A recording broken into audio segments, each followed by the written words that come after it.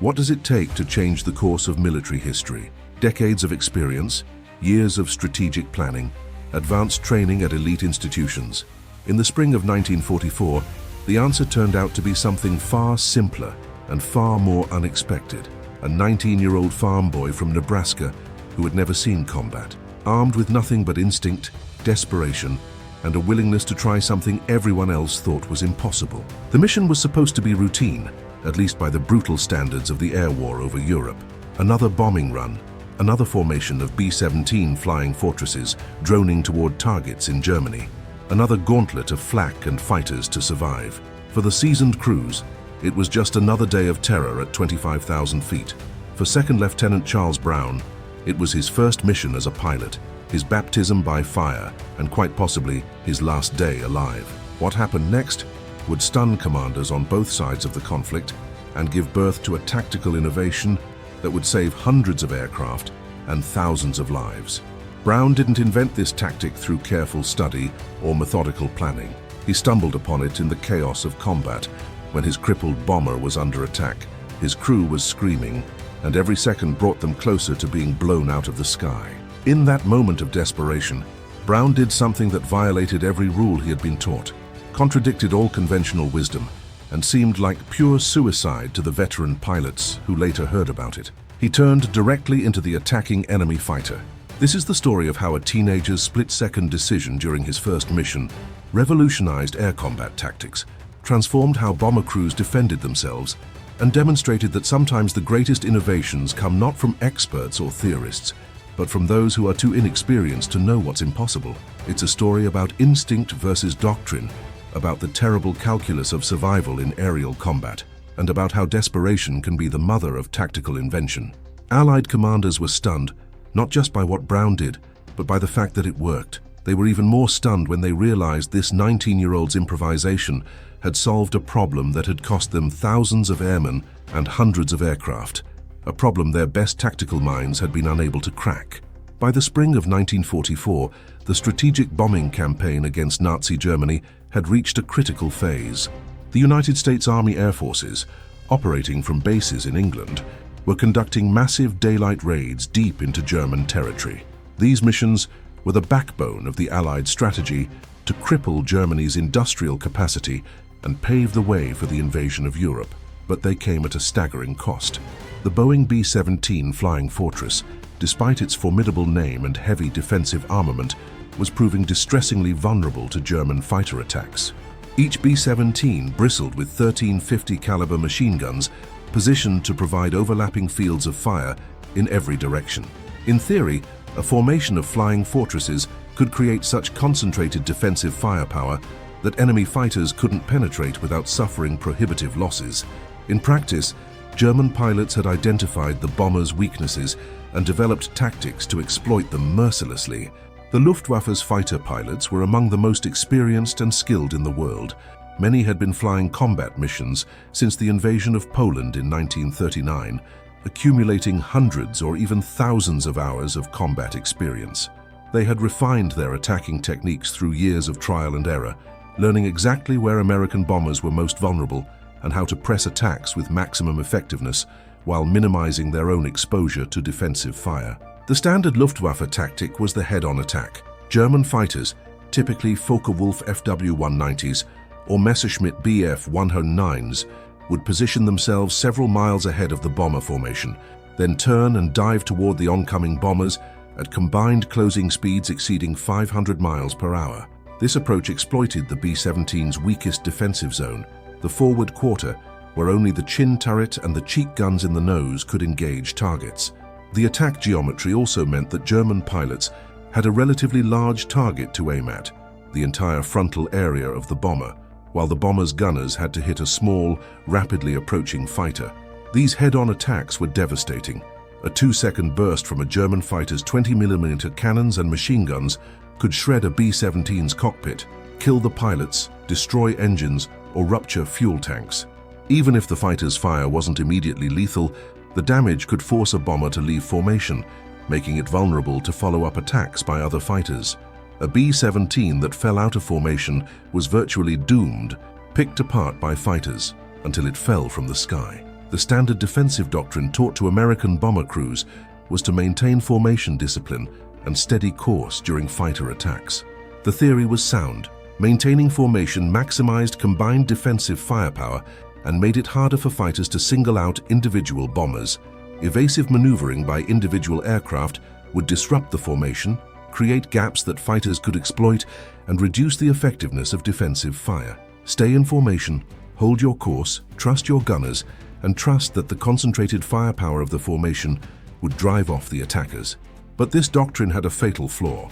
It assumed that defensive firepower alone could deter attacks. In reality, determined German pilots were willing to press through the defensive fire to get killing shots on the bombers.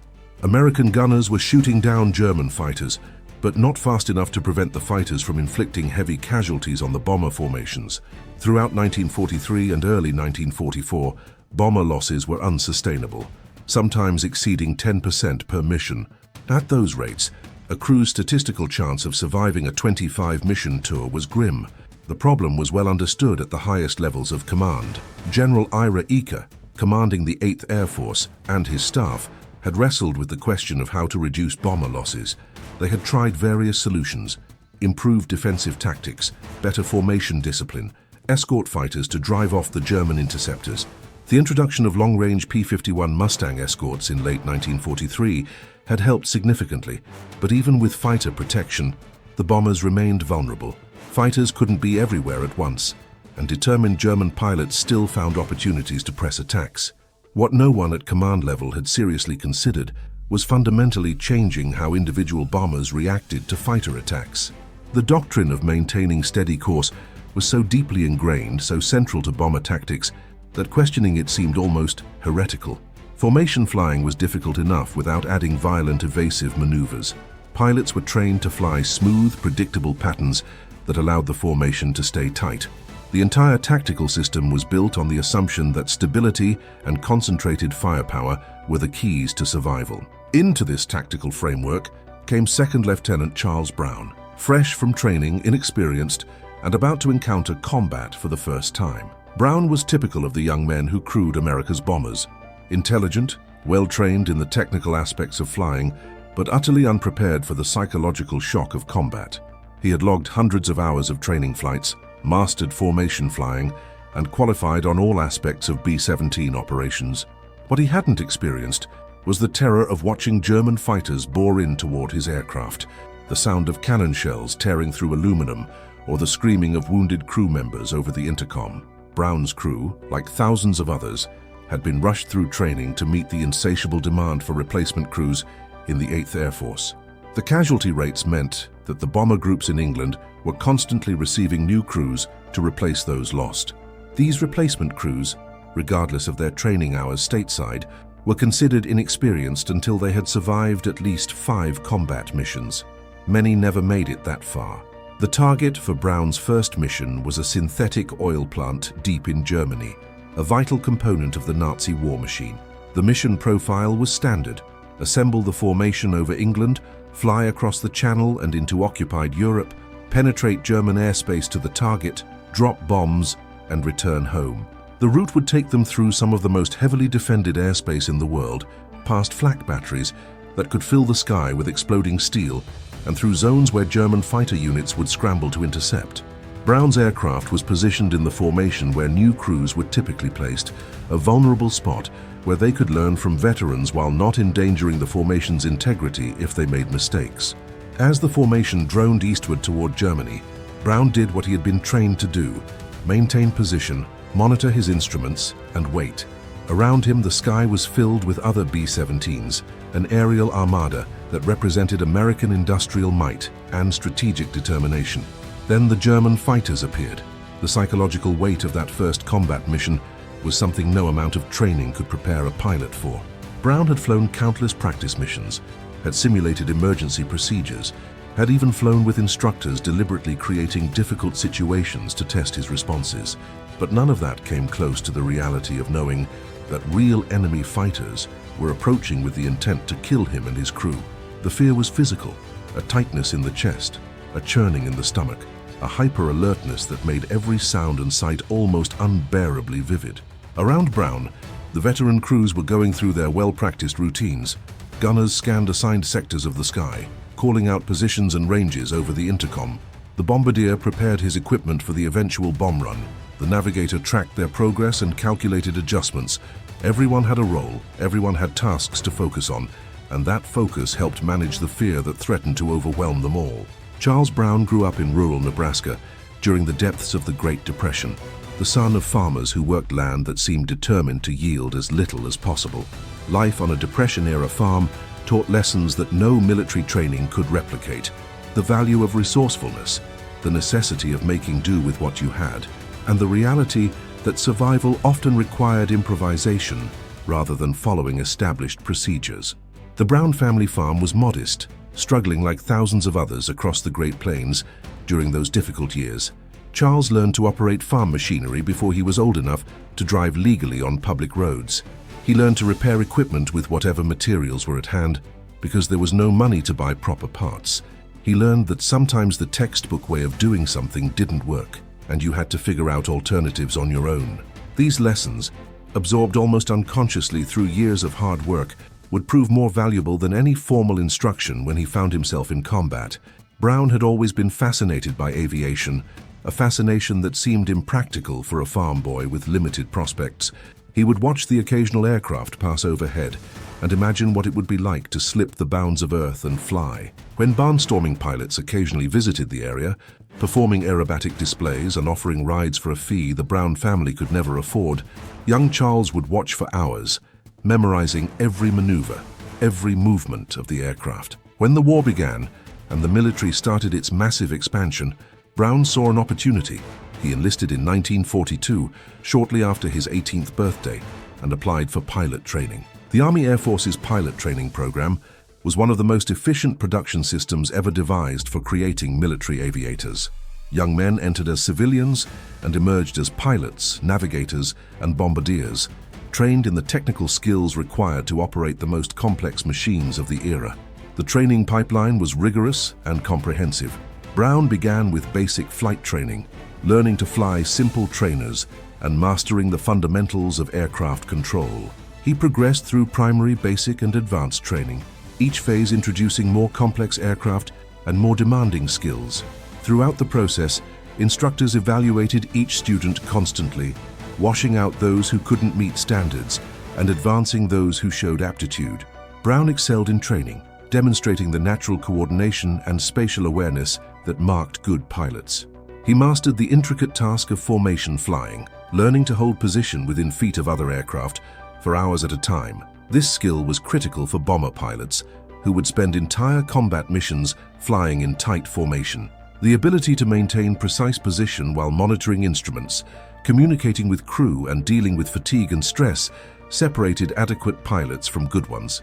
He studied aircraft systems until he could recite the function of every switch and gauge.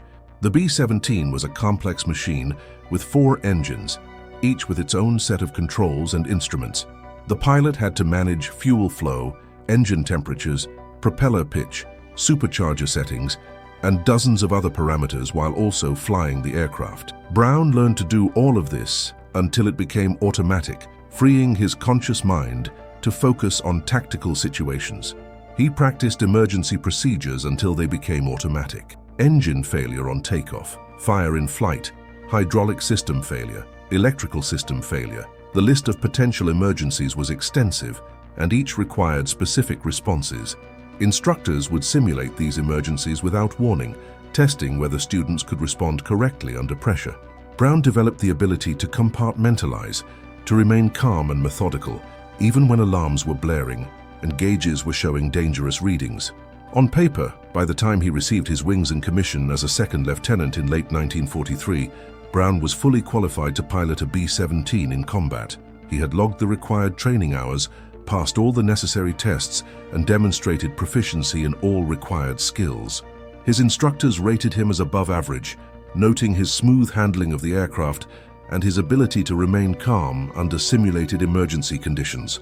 The reality was different. No amount of training could truly prepare a 19-year-old for the experience of combat at 25,000 feet, where the temperature was 40 degrees below zero.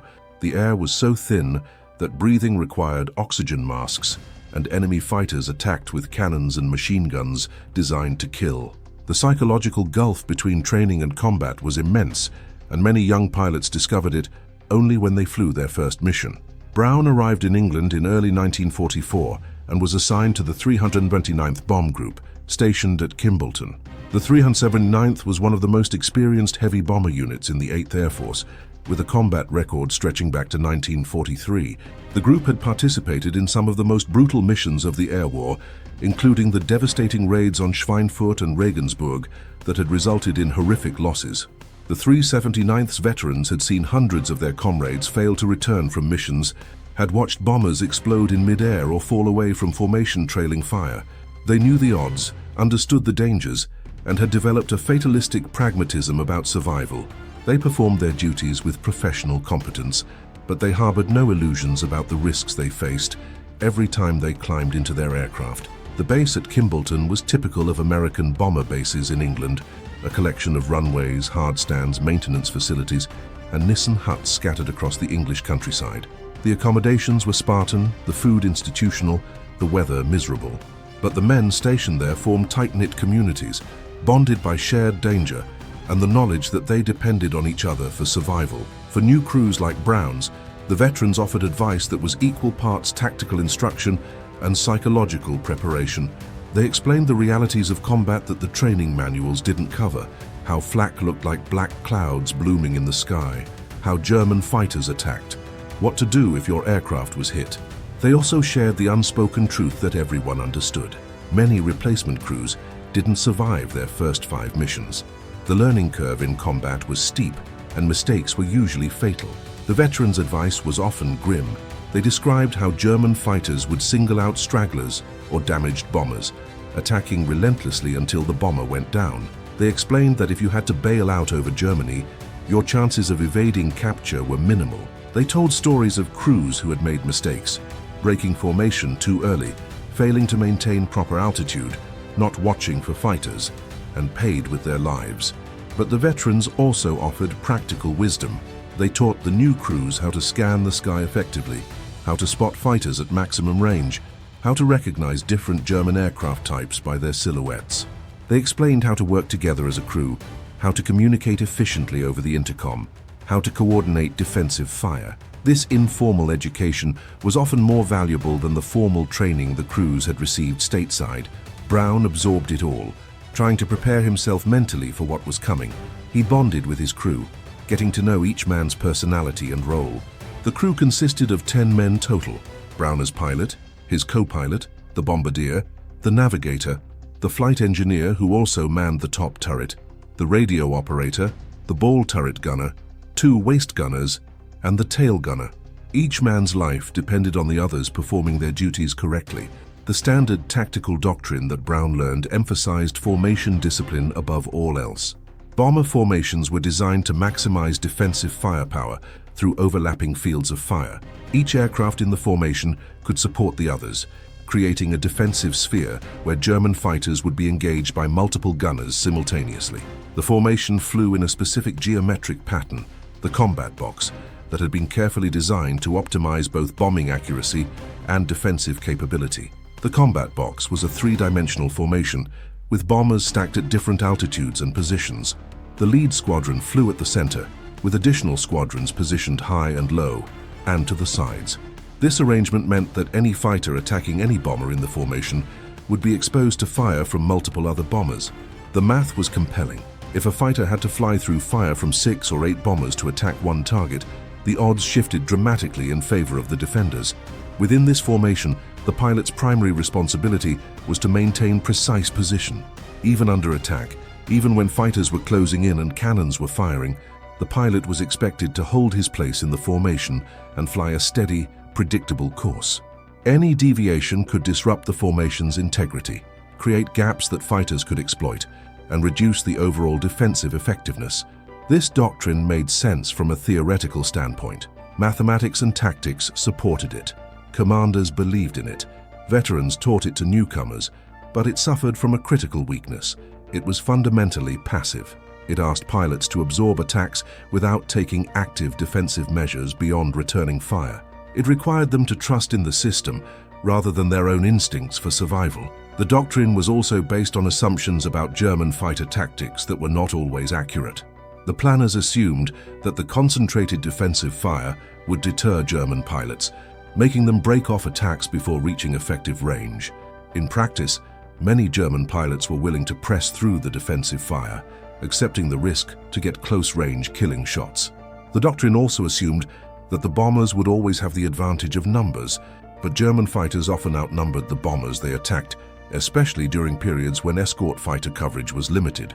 Brown absorbed this training, but he also brought something else to his first mission: the farm boy's instinct for survival and problem-solving.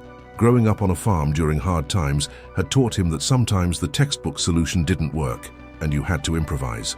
Sometimes the established way of doing things wasn't the best way, and survival required trying something different.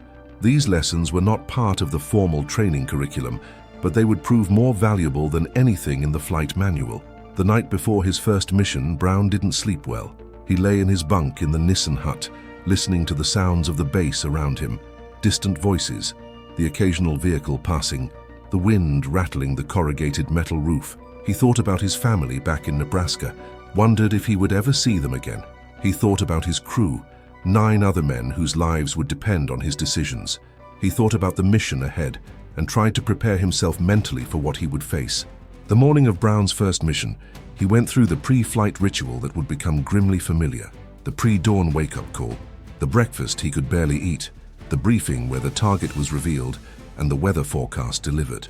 The intelligence officers tried to be encouraging, but the numbers didn't lie. Losses were expected. Not every aircraft that took off would return.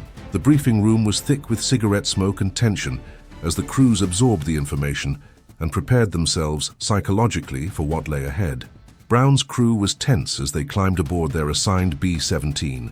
The aircraft smelled of oil, hydraulic fluid, and the accumulated sweat of countless previous missions. The bombardier, navigator, engineer, radio operator, ball turret gunner, waist gunners, and tail gunner, 9 other men besides Brown and his co-pilot, all shared the same fear. They had trained together, bonded as a crew, and now faced their first test. Their survival would depend on how well they functioned as a team and how lucky they were. The pre-flight checks were methodical, each item on the checklist verified before moving to the next. Brown and his co-pilot worked through the procedures with practiced efficiency, their hands moving across switches and controls in a carefully rehearsed sequence. Starting the 4 massive radial engines was a complex process, each engine requiring specific procedures. The roar as all 4 engines came to life was both reassuring and terrifying. Reassuring because everything was working properly, terrifying because it meant they were one step closer to combat. The mission launch was a carefully choreographed ballet of dozens of heavy bombers taking off in sequence, then circling over England to assemble into formation. The assembly process took hours, as aircraft from different squadrons found their positions and the formation gradually took shape. Brown concentrated on maintaining his position relative to the other aircraft, making constant small adjustments to throttle and control surfaces. Formation flying required total concentration, and the complexity of assembling dozens of aircraft in 3-dimensional space while dealing with varying winds and visibility was immense. By the time the formation was complete and turned toward the European continent, the sun was climbing in the sky, and the reality of what they were about to do was settling over the crews. Brown could see B-17s stretching in every direction, above and below, ahead and behind. The sight was both awe-inspiring and sobering. This massive concentration of American air power represented the hopes of millions, but it also represented thousands of young men flying into mortal danger. The crossing of the English Channel was uneventful, but tension mounted as they approached the European coast. This was enemy territory now, every mile taking them deeper into danger. The formation maintained radio silence, except for essential communications. The gunners test-fired their weapons, short bursts that ensured everything was functioning properly.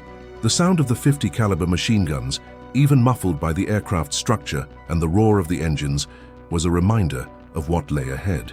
The sky around them was filled with other B-17s, a reassuring sight that reminded each crew they were not alone, but that comfort was tempered by the knowledge that being part of a large formation also meant being part of a large target. German radar would have detected them by now.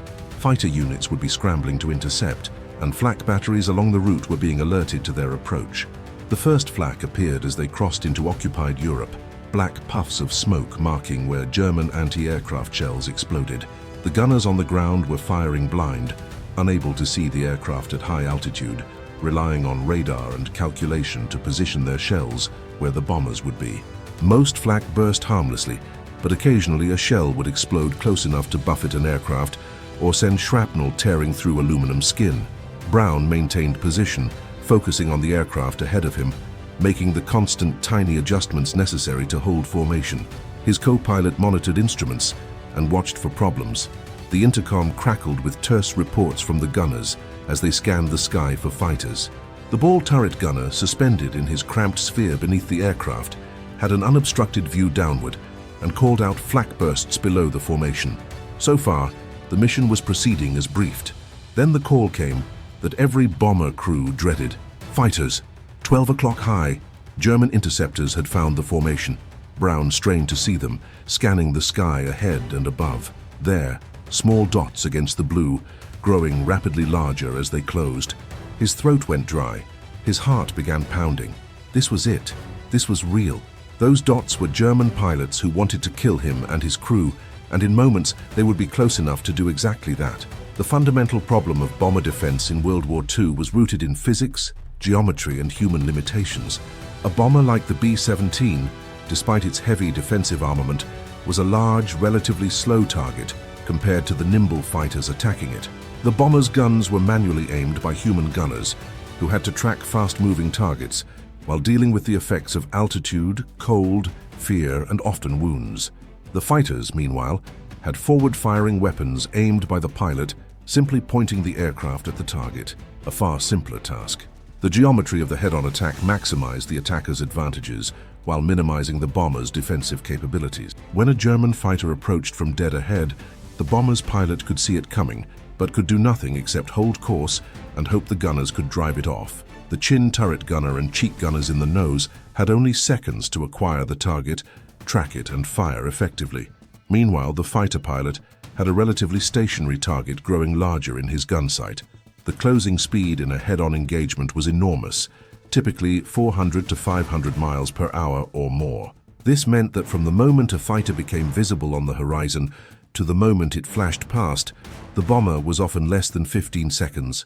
In that brief window, the bomber's gunners had to identify the threat, train their guns, and fire accurately. The fighter pilot, by contrast, simply had to hold his course steady for the final few seconds and fire when the bomber filled his gun sight. The psychological dynamics of these engagements heavily favored the attacker. The fighter pilot was on the offensive, in control of the engagement geometry, able to break off if the defensive fire became too intense. The bomber crew was passive, unable to maneuver significantly, forced to endure the attack and hope to survive it. This psychological asymmetry was as important as the physical one. The attacker felt empowered, while the defender felt helpless. Traditional air combat thinking assumed that maneuverability was the key to defensive success. In fighter versus fighter combat, the more maneuverable aircraft usually had the advantage because it could turn inside the opponent, gain position, and bring guns to bear. But bombers couldn't dogfight. They were too large, too heavy, too slow. A B-17's top speed was barely 300 miles per hour, and it handled like a truck compared to the agile fighters attacking it. The formation flying doctrine attempted to compensate for the bomber's lack of maneuverability through concentrated firepower. If an individual bomber couldn't outmaneuver a fighter, a formation of bombers creating interlocking fields of fire could make any attack run deadly for the fighter. This worked to a degree, but it required passive acceptance of attack runs by individual bombers. Each bomber had to trust that the formation's collective firepower would protect it while it maintained course. What no one in the established tactical community had seriously explored was the possibility that a bomber might use aggressive maneuvering not to dogfight, but to disrupt the attacker's firing solution. The assumption was that any maneuvering by bombers would be ineffective because bombers were too slow and unwieldy to evade fighters. This assumption was largely correct for lateral or vertical evasion.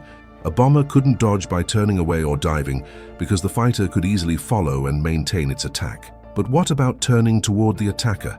In the geometry of a head-on attack, the fighter was committed to a specific approach vector.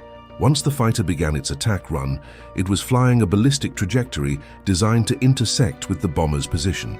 The fighter pilot's aim was based on where the bomber would be at the moment of firing, not where it was now. This predictive aim was necessary because of the high closing speeds and the time required for bullets and shells to traverse the distance between aircraft. If the bomber suddenly altered its position in the vertical or horizontal plane at the critical moment, the fighter's aim would be thrown off. The fighter pilot, traveling at high speed and already committed to the attack run, would have limited ability to adjust. He would flash past, his shots missing because his target wasn't where he expected it to be. This was the theoretical basis for evasive maneuvering, but conventional wisdom held that bombers couldn't execute such maneuvers effectively. The conventional wisdom was based on thinking about evasion as a sustained defensive maneuver, prolonged turning or diving to stay away from the attacker. But what if evasion was instead a brief, violent maneuver, timed to coincide with the attacker's firing pass? What if a bomber didn't try to run from the attack, but instead deliberately moved into it, disrupting the attack geometry? This concept, aggressive evasion through maneuvers toward the threat, was not entirely unknown in military aviation, but it hadn't been applied to bomber defense. Fighter pilots sometimes used it.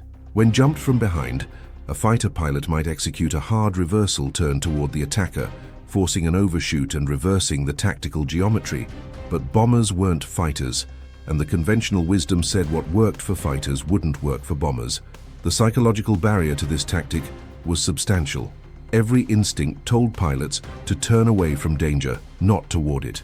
When a fighter was boring in with guns blazing, every fiber of a pilot's being screamed to do anything except fly directly toward the source of that deadly fire. Training reinforced this instinct by teaching pilots to maintain steady course, not toward the threat but not away from it either, just steady and predictable. Breaking this psychological barrier required either extensive analysis and training to overcome instinct, or a desperate situation where survival instinct overpowered both training and conventional wisdom. For 19-year-old Charles Brown, flying his first combat mission, it would be the latter.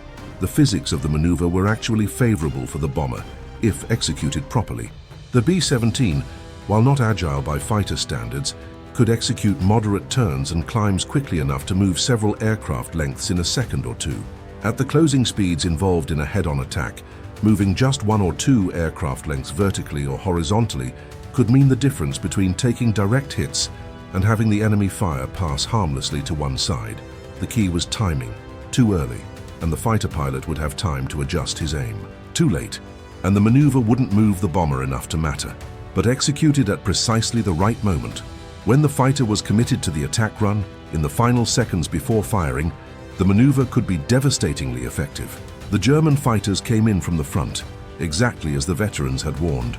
Brown could see them as small dots against the horizon, growing rapidly larger as they closed at combined speeds exceeding 500 miles per hour. The intercom erupted with calls from the gunners, range estimates, warnings, and then the hammering sound of the 50 caliber machine guns opening fire.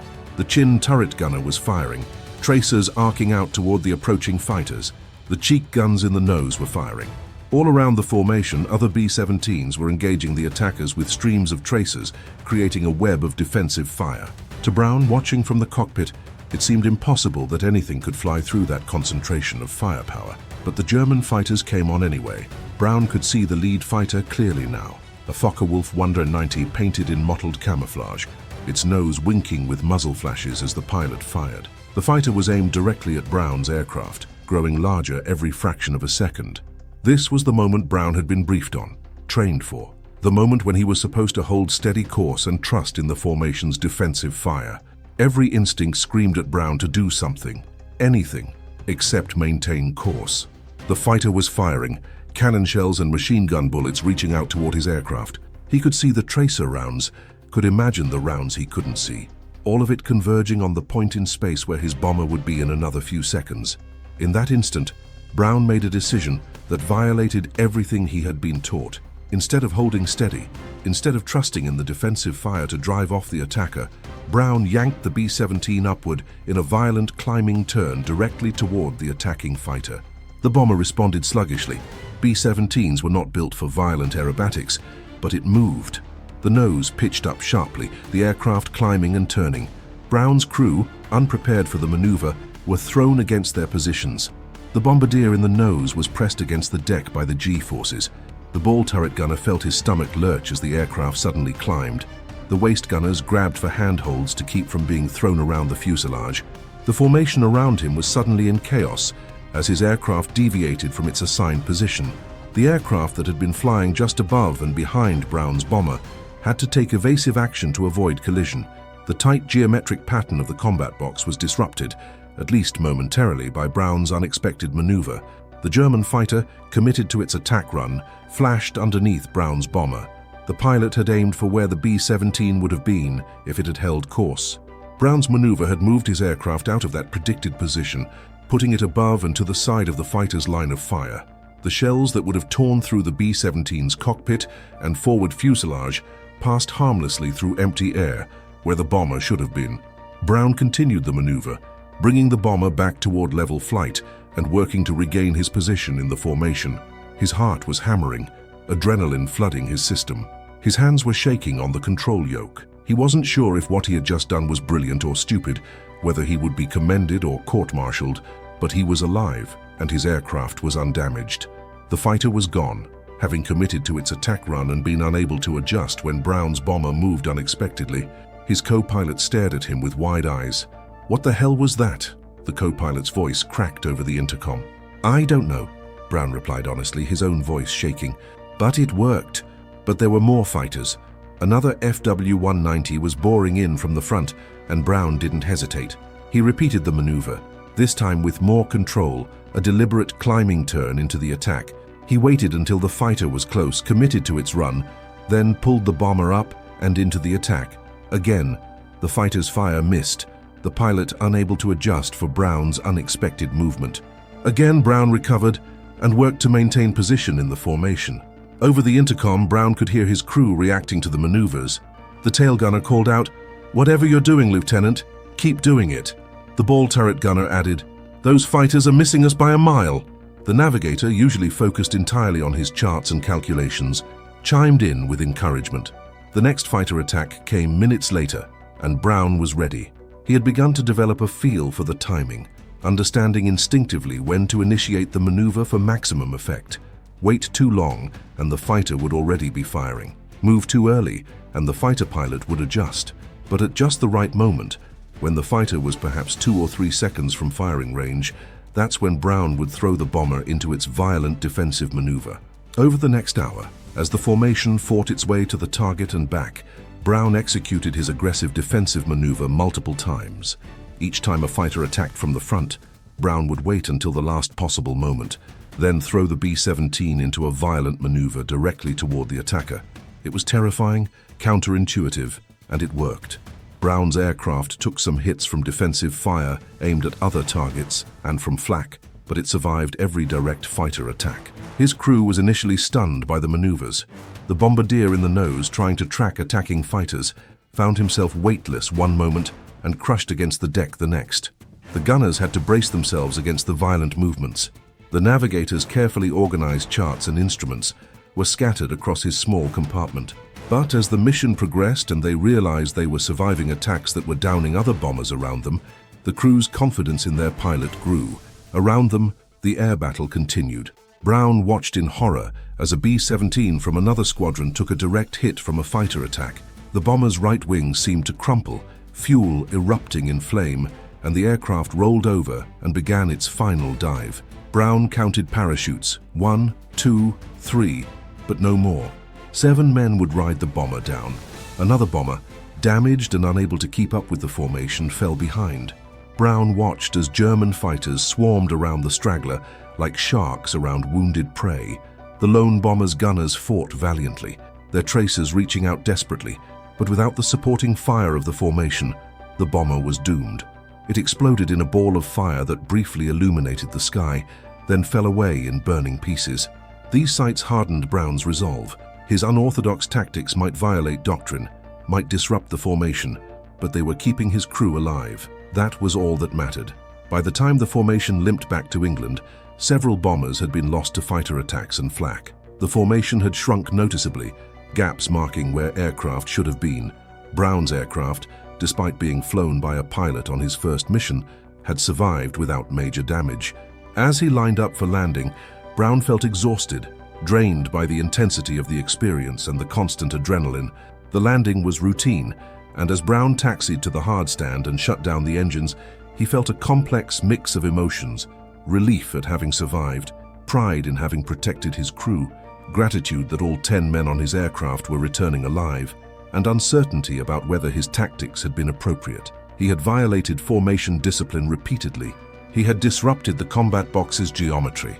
He had done things that were explicitly against doctrine. Would he be praised or punished? The debriefing that followed every mission was where intelligence officers gathered information from the crews about the mission's events: enemy fighter tactics, flak positions, target damage, and crew observations. Brown dutifully reported what had happened, describing the fighter attacks and his defensive maneuvers. He tried to be objective, simply reporting facts, but he couldn't keep the emotion entirely out of his voice. The intelligence officer noted the information without particular interest, until the officer realized that Brown was describing repeated successful evasion of head-on fighter attacks. That's when the questions began in earnest. How exactly had Brown maneuvered? At what point in the attack had he initiated the maneuver? How had the fighters reacted? Could he repeat what he had done? Brown answered as best he could, but he was still processing the experience himself. He knew what he had done, but he wasn't entirely sure he could fully articulate why it had worked. The intelligence officer, recognizing that Brown might have stumbled onto something significant, called for the squadron commander to join the debriefing. The commander, a veteran pilot with multiple combat tours, listened carefully as Brown described his tactics. The commander's initial reaction was skepticism. What Brown described violated fundamental principles of bomber operations. But as Brown provided more details, the commander's expression changed from skepticism to interest. Word of Brown's tactics spread quickly through the bomber group. Veterans who had flown dozens of missions were initially skeptical that a 19-year-old on his first mission had discovered something they hadn't. Some dismissed it as luck. Brown had gotten lucky that the German pilots happened to miss. Others were more intrigued, wondering if there might be something to what the kid had done. The group commander, a veteran pilot with extensive combat experience, decided to investigate personally. He interviewed Brown at length, going over the mission in detail, trying to understand exactly what had happened and whether it could be replicated. The commander had initially been skeptical, but as he listened to Brown's account and thought through the geometry of the maneuvers, he began to see the tactical logic. The key insight was timing. Brown hadn't maneuvered early in the fighter's approach, which would have given the fighter time to adjust. He also hadn't waited so long that the maneuver was ineffective. He had maneuvered at the precise moment when the fighter pilot was committed to the attack run, in the final seconds before firing, too late for the fighter to adjust, but early enough for the bomber to move out of the predicted impact point. The commander recognized that this timing was critical and also incredibly difficult to teach. It required judgment, instinct, and nerves of steel. Moving toward an attacking fighter required overcoming every natural survival instinct. Waiting until the last possible second, with cannon shells beginning to flash from the fighter's nose, required discipline and courage that not every pilot possessed. The commander ordered Brown to fly several more missions and continue using his defensive tactic, with observers specifically watching to document the results. He also quietly encouraged several other experienced pilots to try similar maneuvers in controlled situations to see if what Brown had done could be replicated by other pilots. The results were consistent. When executed properly, aggressive evasion into the attack disrupted the fighter's aim and significantly reduced the likelihood of taking damaging hits. The maneuver wasn't foolproof. Timing had to be precise and pilots had to overcome their instincts, but when done correctly, it was highly effective. Within weeks, the tactic was being taught to other crews in the bomb group. Brown found himself in the unusual position of being a tactical instructor. Despite being one of the newest pilots in the unit, he flew training missions to demonstrate the technique, helping other pilots understand the timing and execution. The key points were emphasized repeatedly. Wait until the fighter is committed. Maneuver sharply but not so violently as to lose control or collide with other aircraft in the formation. Move toward the threat rather than away from it, and recover quickly to maintain formation. Brown discovered that teaching the tactic was almost as challenging as executing it. The maneuver seemed simple in concept, just turn toward the fighter, but the execution required split-second timing and overcoming powerful psychological barriers. Some pilots grasped it immediately, others struggled, either moving too early or too late, or being unable to overcome the instinct to turn away from danger rather than toward it. The tactic spread beyond the 379th Bomb Group. Other groups heard about it and began experimenting. Intelligence officers included it in briefings. Training materials were updated to incorporate the new defensive technique. By the summer of 1944, thousands of bomber crewmen were being trained in what became known informally as Brown's maneuver, or more formally as aggressive evasion tactics. The rapid adoption of Brown's defensive tactic, while ultimately beneficial, raised uncomfortable questions for the Army Air Force's leadership. How had a critical tactical innovation been missed by the service's experienced pilots, tactical officers, and training establishment? Why had it taken a 19-year-old on his first mission to discover something that could have been saving lives for months or even years? Part of the answer lay in the nature of institutional knowledge and doctrine. Military organizations develop tactical doctrine through analysis, experimentation, and accumulated experience. This doctrine is then taught to new members and reinforced through training. The system works well for preserving effective techniques and ensuring organizational consistency, but it can also become rigid, resistant to innovation, and blind to alternatives that fall outside established paradigms. The doctrine of formation discipline and steady course during attacks was logical and well-founded. It was based on sound analysis of bomber defensive capabilities and the mathematics of concentrated firepower. The problem was that the doctrine had become dogma, an unquestioned truth that nobody seriously challenged. Veteran pilots had internalized it so deeply that they couldn't imagine alternatives. When they taught new pilots, they passed on not just the technique, but the underlying assumption that it was the only viable approach. Brown's inexperience was actually an advantage. He hadn't internalized the doctrine deeply enough for it to override his survival instincts. When facing an attacking fighter, his lack of experience meant he didn't have the automatic responses that veterans relied on.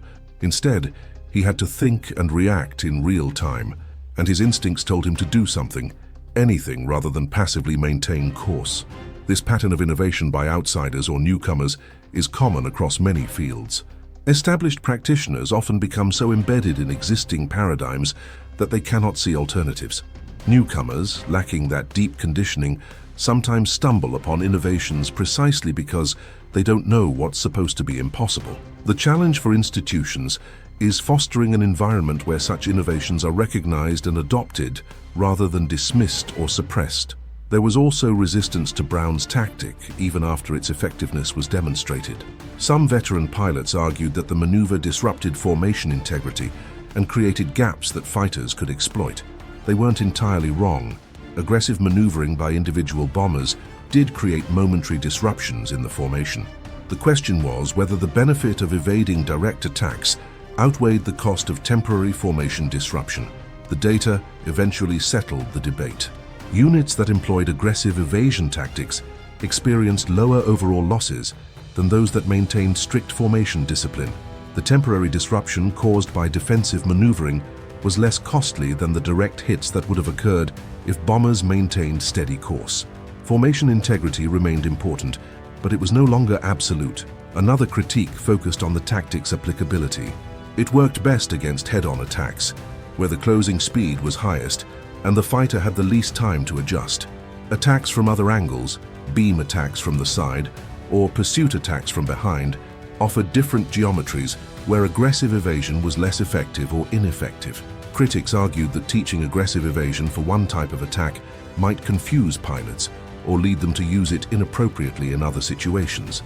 This critique highlighted a real challenge in tactical training: how to teach nuanced, situation-dependent techniques to pilots who needed to make split-second decisions under extreme stress. The solution was comprehensive training that emphasized when to use aggressive evasion and when to rely on other defensive techniques. Pilots had to develop judgment about which tactic was appropriate for each situation. The tactic also had limitations based on aircraft damage and crew capability. A bomber that was already damaged, with wounded crew or inoperative control surfaces, might not be able to execute violent defensive maneuvers safely. Pilots had to assess their aircraft's condition and their crew's status before attempting aggressive evasion. This required judgment and situational awareness that not all pilots possessed. especially when under the stress of combat. There were philosophical objections as well. Some officers argued that teaching aggressive evasion sent the wrong message about bomber operations. The strategic bombing campaign was built on the concept that heavily armed bombers, flying in disciplined formations, could penetrate enemy airspace and strike targets despite opposition. Introducing aggressive individual defensive tactics seemed to contradict this concept, suggesting that bombers were more vulnerable than the doctrine acknowledged. This philosophical tension reflected deeper debates about air power theory and strategic bombing. The pre-war theorists who shaped American bomber doctrine had believed that formations of heavy bombers would be nearly unstoppable. The war had proven otherwise. Bombers were vulnerable and losses were heavy. Adopting aggressive evasion tactics was implicitly acknowledging that the original doctrine had been flawed, an uncomfortable admission for those who had championed it. The British Royal Air Force, which conducted its strategic bombing primarily at night to avoid the kind of heavy fighter opposition American bombers faced during daylight raids, viewed the American tactical evolution with interest. The RAF's bomber tactics were fundamentally different, emphasizing concealment through darkness rather than defensive firepower. But RAF tactical analysts studied American innovations like aggressive evasion to understand how bombers could survive in hostile airspace. The German Luftwaffe also studied captured intelligence about American tactics. German fighter pilots were briefed on the new evasive maneuvers American bombers were using and taught countermeasures. Some German units experimented with different attack profiles designed to limit the effectiveness of aggressive evasion. This tactical evolution and counter-evolution was typical of air combat throughout the war, with each side constantly adapting to counter the other's innovations. Looking beyond World War II, Brown's innovation had implications for all subsequent air combat. The principle that aggressive maneuvering into a threat could be an effective defense influenced tactics in later conflicts. Fighter pilots in Korea, Vietnam, and beyond used similar concepts when defending against missile attacks, turning into the missile to defeat its guidance system or present a more difficult target. The story also illustrated the importance of empowering junior personnel to innovate. Military organizations are necessarily hierarchical, but rigid hierarchy can suppress innovation if junior members are discouraged from questioning established practices. Brown's commanders deserve credit for recognizing the value of his innovation and adopting it despite its source being an inexperienced pilot. Not all organizations would have been so receptive. Charles Brown survived his first mission, and many more after it. He completed his tour of duty, flying 25 combat missions as a pilot and several more as a command pilot, accumulating extensive combat experience. He returned to the United States in late 1944, having been decorated for his combat service and recognized for his tactical innovations.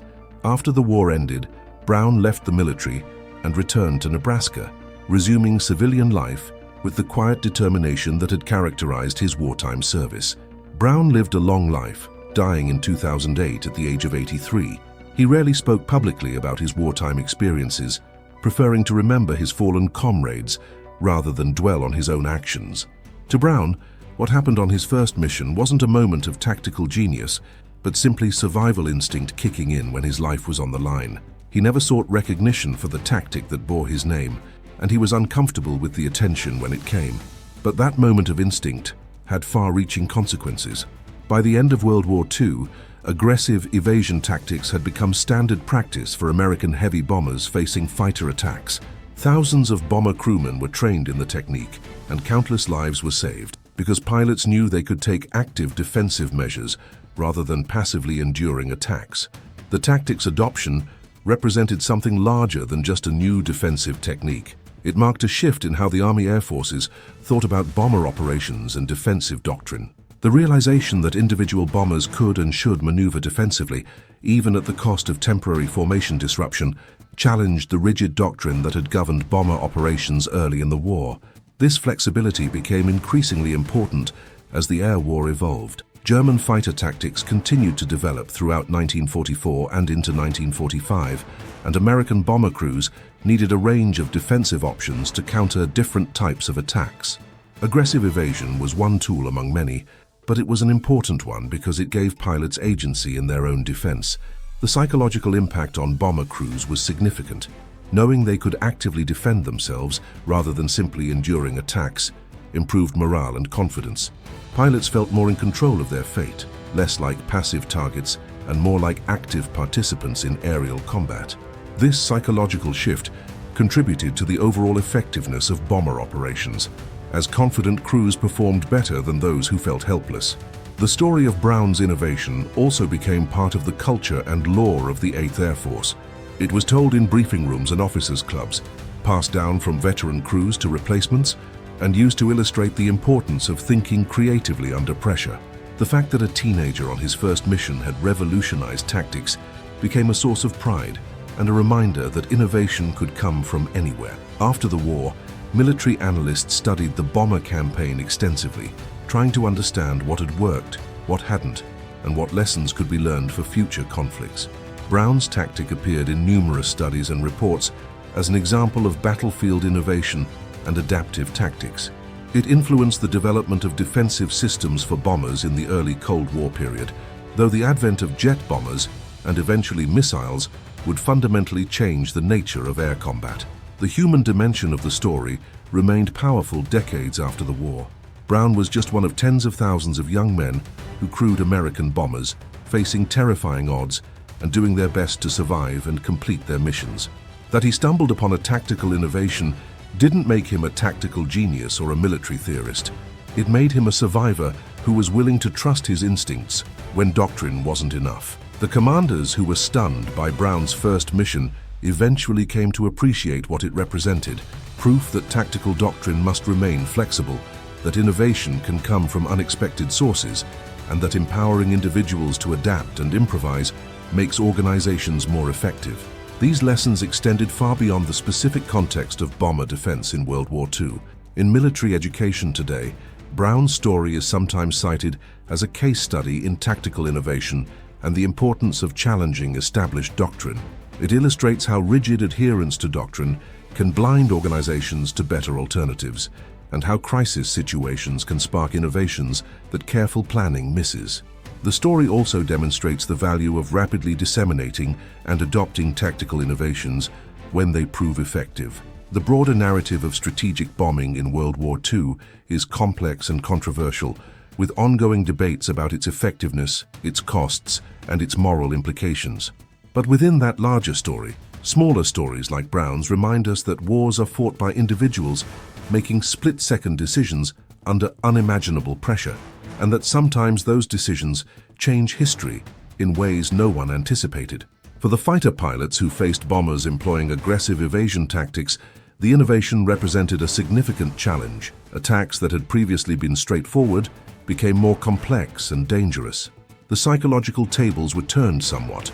Now the attacking fighter pilot had to account for the possibility that his target might maneuver unpredictably at the critical moment, introducing uncertainty into an attack that had previously felt routine. This uncertainty was exactly the point. Even if aggressive evasion didn't always succeed in avoiding hits, it introduced enough uncertainty into the attack geometry that German pilots had to be more cautious, spend more time setting up attacks, and accept higher risks when pressing attacks home. All of these factors reduced the effectiveness of German fighter opposition and improved the survival odds for American bomber crews. The tactical evolution didn't stop with Brown's innovation. Throughout 1944 and 1945, both sides continued adapting and counter-adapting, each trying to find advantages in the deadly aerial chess match over Europe. American escort fighters became more numerous and more effective. German flak defenses intensified. Bomber formations experimented with different geometric arrangements, and individual crews developed their own variations on defensive tactics. By the time Germany surrendered in May 1945, the air war had evolved dramatically from its early days. The strategic bombing campaign had achieved many of its objectives, devastating German industry and transportation infrastructure. The cost had been enormous. Thousands of bombers lost, tens of thousands of airmen killed or captured. But tactical innovations like aggressive evasion had reduced those costs from what they might have been, saving lives and aircraft that might otherwise have been lost. Charles Brown's contribution was just one thread in the vast tapestry of the air war, but it was an important one. His willingness to trust his instincts, to violate doctrine when his life was on the line, led to a tactical innovation that benefited thousands of airmen he would never meet. He didn't set out to revolutionize tactics, he just wanted to survive his first mission. That his survival instinct led to something larger was both unexpected and fitting. The story resonates because it speaks to fundamental truths about innovation, survival, and human adaptability. It reminds us that expertise and experience, while valuable, can sometimes blind us to alternatives. It shows that crisis situations can spark insights that careful analysis misses. And it demonstrates that individuals, even young and inexperienced ones, can make contributions that change the course of events. Allied commanders were stunned when Brown's first mission created a new combat tactic because it challenged everything they thought they knew about bomber defense. It forced them to question assumptions, revise doctrine, and acknowledge that a 19-year-old with no combat experience had seen something they had missed. That kind of intellectual humility is difficult for institutions, especially military institutions, where hierarchy and established expertise are deeply valued. But the commanders who overcame that initial shock and embraced Brown's innovation demonstrated the kind of adaptive thinking that wins wars. They recognized that effectiveness mattered more than pride, that saving lives mattered more than defending doctrine, and that good ideas should be adopted regardless of their source.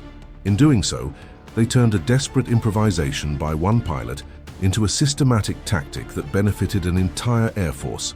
The legacy of that decision echoes through military aviation to this day. Every pilot who learns that aggressive maneuvering can be an effective defense, every tactician who remembers that doctrine should guide but not constrain, every commander who creates space for innovation from junior personnel, all are inheritors of the lesson learned over the skies of Germany in 1944. Charles Brown went on that first mission as a frightened teenager, uncertain of his abilities and overwhelmed by the reality of combat. He returned from it as something else, a survivor, an innovator, and proof that sometimes the best solutions come not from expertise or planning, but from desperate improvisation in the face of mortal danger.